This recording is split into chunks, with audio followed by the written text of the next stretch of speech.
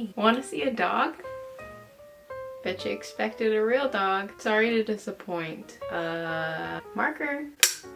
So, there's this saying that me and my closest friends share when we're in certain situations, and it's expectations or premeditated resentments. And I recently just found out that that saying originated from STEP programs. So, fun fact, I find myself living by that saying quite often lately. The reminder that expectations or premeditated resentments has lessened certain thoughts and actions that seem to end up in disappointments, which simply means expectations, especially unrealistic ones, most often than not set us up for failure. The reality is that we cannot, one, expect people to do what we want them to do, and two, expect them to be the people that we want them to be. It puts a lot of unnecessary pressure on other people, as well as getting our hopes up way too high, that when people fall short on our expectations, we either get hurt or disappointed, which could have easily been avoided. And that goes for expectations in relationships. People are only capable of doing so much, but that doesn't mean that they can't learn. If you set expectations that everything's going to be okay and everything's going to go the way that it should, you won't be totally prepared for things that are not okay or things that will go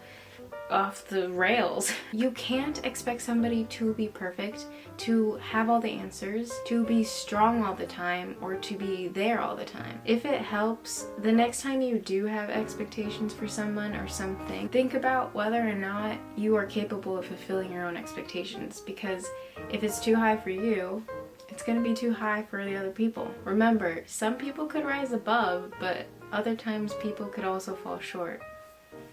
And that's on being human. In my last video, I brought up the topic of assumptions. And like I said, you can't move forward in things like relationships based on assumptions without communication or proof. Obviously, if there is doubt from expectations and assumptions in your relationships, please communicate them with each other. Now, expectations and assumptions are things put onto another person. Standards and boundaries, on the other hand, are healthier things that we set up for ourselves. These are things that we set up for ourselves that show our worth and can protect us from getting into certain situations or relationships. Your standards define how you live and who you are as a person. Your boundaries are guidelines or rules that keep your standards, values, or morals safe. You use these two things as guides to help you find somebody who is compatible with them or matches them. Standards and boundaries set healthy practices in relationships. But I can go on and on about standards and boundaries. I'll make a separate video for those in the future. I hope some things resonate with some people, but that's all I have for today. I'll see you whenever.